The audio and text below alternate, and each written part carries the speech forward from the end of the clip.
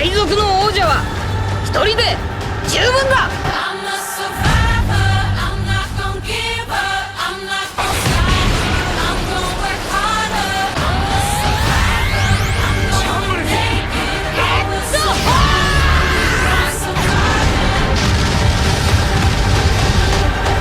survivor. お前の相手は俺だ。 Nakama Gohasatsu les gars, aujourd'hui on se retrouve pour une vidéo théorie au sujet de différents personnages qui sont susceptibles de manger un fruit du démon dans les épisodes à venir. Une source de puissance de plus pour ces personnages qui font souvent partie des constitutions les plus puissantes de One Piece. Dans One Piece, les fruits du démon représentent un atout qui permet, lorsqu'il est avalé, de donner à son possesseur des capacités hors du commun, comme maîtriser un élément ou encore se transformer. Les fruits du démon peuvent transmettre à leur utilisateur une puissance destructrice ou alors fournir un pouvoir éclaté au sol comme celui de Tsuru. Sérieux, elle fait la lessive de ses ennemis. Hop, Vanish Gold, plus une tâche. Bref, je vais arrêter d'en parler sinon je vais péter un câble. Dans cet univers, les plus puissants tirent souvent leur force d'un fruit du démon, mais de très grandes figures de One Piece n'ont pas, ou du moins pas encore mangé un fruit du démon. Dans cette vidéo, je vais donc vous présenter selon moi les 5 prochains utilisateurs de fruits du démon. 1. Roronoa Zoro. En effet, après avoir longtemps pensé qu'il était impossible que Zoro graille un fruit du démon, car il est déjà beaucoup trop puissant sans pouvoir, je me suis demandé si Zoro pourrait manger un fruit du démon, et pour moi, il s'agirait d'un Logia qui rendrait Zoro capable d'être immunisé contre toute attaque physique si ses ennemis n'utilisent pas de haki. Imaginez, un combat entre Shiryu et Zoro. Un combat où Shiryu est invisible, il prend par surprise Zoro malgré le haki de l'observation de Zoro, il le tranche et c'est là qu'on découvre une surprise. Le corps de Zoro se déforme, où il est tranché mais il ne subit aucune blessure physique car il vient de manger un Logia en cachette. Bref, mais dans le SBC du tome 98 du manga sorti récemment, un lecteur a demandé à Oda si Zoro avalerait un fruit du démon, si c'était le cas, lequel serait-ce ?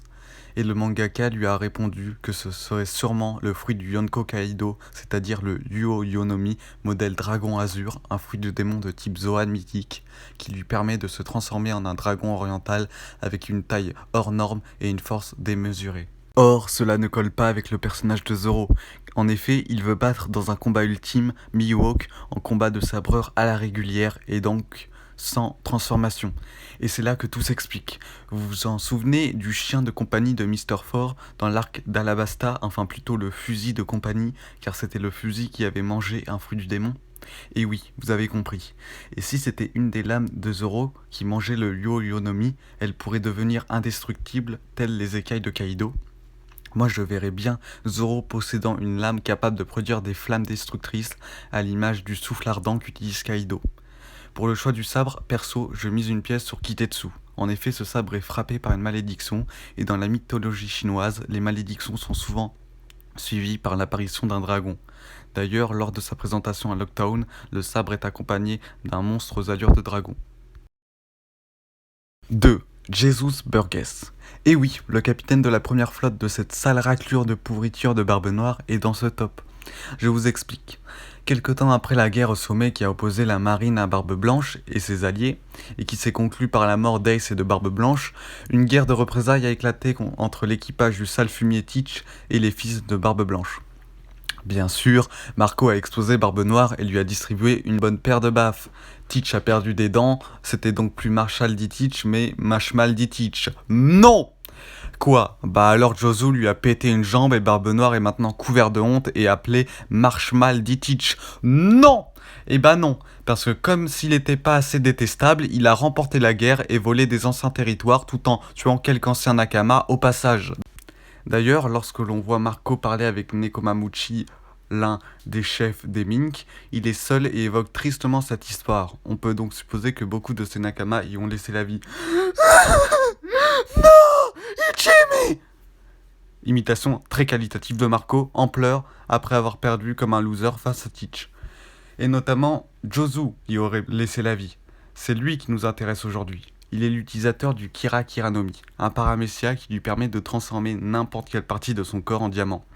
On le rappelle, le diamant, une des matières les plus résistantes du monde, et on l'a bien vu lorsqu'à Marineford, Jozu détourne l'attaque de Mihawk assez facilement grâce à son corps de diamant. Ce fruit du démon serait donc un pouvoir parfait pour ce gros loser de Burgess, car il n'obligerait pas son utilisateur à changer de manière de combattre, et rendrait Burgess presque invulnérable.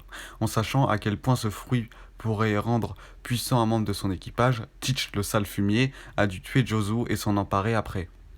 Mais là, vous allez me demander, bah alors, pourquoi il voulait le Gomu Gomu no Mi à Dressrosa et pourquoi n'a-t-il pas utilisé son pouvoir contre Sabo? Je vais vous répondre très simplement. Qui vous dit qu'il voulait le Mera Mera no Mi et le Gomu Gomu no Mi pour lui? Ou pas? C'était peut-être pour un de ses subordonnés. Et Burgess n'est-il pas un surhomme susceptible d'ingurgiter 2 fruits du démon, comme l'a fait son capitaine? Et pour finir, il ne l'a pas utilisé son pouvoir contre Sabo car c'est trop tôt. C'est un coup de génie de Oda. Il va pas dévoiler la véritable puissance des futurs ennemis de Luffy lors de la bataille finale. Allez, suivant. 3. Koby. Non, vous ne rêvez pas, je pense que Koby va manger un fruit du démon. Et pourtant, il a été entraîné par Garp et est destiné à être le rival de Luffy, donc on pourrait penser qu'il aurait un acquis de l'armement monstrueux à l'image de Garp et donc ne devrait pas posséder un fruit du démon. Or, lorsque Koby et Luffy se sont croisés à Water 7, sous l'excitation, Koby a hurlé qu'il deviendrait un amiral. Et on sait que chaque amiral possède un fruit du démon et le fruit en question est tout le temps un Logia ou un élément naturel, par exemple la gravité pour Fujitora. Un deuxième élément peut nous faire penser que Koby va s'approprier les pouvoirs d'un fruit du démon. En effet, son but ultime est d'affronter Luffy et de rivaliser avec lui. Mais à chaque fois que Koby apparaît dans l'œuvre, Luffy fait les gros titres des journaux par ses exploits. Koby est beaucoup trop faible et ne progresse pas assez rapidement, bien que nous ne connaissons pas sa véritable puissance. Il doit donc à tout prix obtenir un fruit du démon pour pouvoir combattre Luffy lors de la grande guerre qui opposera les Mugiwara et ses alliés contre la marine. Mais ce sujet sera abordé lors d'une autre vidéo. Maintenant, reste à trouver quel fruit du démon. Je pense à un Logia, qui n'a pas encore été révélé dans le manga, le Logia de la poussière, le Okori Okori no Mi, qui pourrait être un clin d'œil au passé de Koby lorsqu'il était sous les ordres d'Alvida et qu'il faisait le ménage, car Okori signifie poussière en japonais. Mais ce fruit pourrait surtout être très puissant car il posséderait un peu les mêmes propriétés et les capacités que le Logia de Crocodile et pourrait avoir la capacité de recouvrir de poussière ses ennemis afin de les immobiliser et même peut-être d'asphyxier ses ennemis en infiltrant de la poussière dans leurs poumons car il serait capable de contrôler toute la poussière environnante et même pourquoi pas créer une immense tornade de poussière. Bref, ce fruit pourrait être vraiment très cheaté. Et donc parfait pour un amiral de la marine. 4. Usopp. En effet, le sniper de l'équipage est malgré ses nouvelles armes végétales obtenues pendant l'ellipse, encore beaucoup trop faible pour dans un futur proche combattre d'égal à égal contre Van Augure, le sniper de l'équipage du traître Barbe Noire. En effet, malgré une apparition d'un acquis de l'observation évolué à Dressrosa, ce dernier ne s'est toujours pas remanifesté et Usopp est une cible vulnérable lorsqu'il est attaqué, que ce soit à distance ou à courte portée. Il doit donc souvent être protégé par ses Nakama et ne peut se permettre de s'impliquer à fond dans son travail de sniper. Je pense donc que Oda va faire manger à Usopp un fruit du démon qui lui permettrait de couvrir ses arrières tout en améliorant ses qualités de tireur d'élite et qui ne modifierait pas ses techniques de combat. Et pour cela, quoi de mieux que le Toki Toki no Mi, le fruit du temps, qui était la propriété de Toki Kozuki, la femme de Oden, qui est décédée donc le fruit est maintenant libre. Avec ce fruit, Usopp pourrait voyager dans le futur afin d'esquiver des attaques, s'emparer de points stratégiques idéaux pour soutenir à distance ses Nakama. Il pourrait peut-être même envoyer des projectiles dans le futur, et l'utilisation de ce fruit combiné avec un acquis de l'observation très avancé comme celui de Katakuri pourrait être juste phénoménal. 5. Doc Q. Le médecin, si on peut l'appeler ainsi, de l'équipage de l'ordure en chef de One Piece, va obtenir le pouvoir d'un fruit du démon. En effet, à la fin de l'acte 1 de l'arc de Wano, on nous présente l'île de paradis pour pirates, la Ruche, qui est sous l'emprise de Kurohige. Et cette île est assiégée par Gecko Moria, ancien grand corsaire et utilisateur du Kage Kage no Mi, le fruit de l'ombre. Ce dernier est à la recherche de son compagnon Absalom, qu'il recherche depuis 2 ans, mais il s'aperçoit très vite que son Nakama a été tué pour que Shiryu de la pluie s'empare du Suke Suke no Mi, le fruit de l'invisibilité. D'ailleurs, ce dernier, accompagné de Katarina Devon, n'hésite pas à attaquer Moria.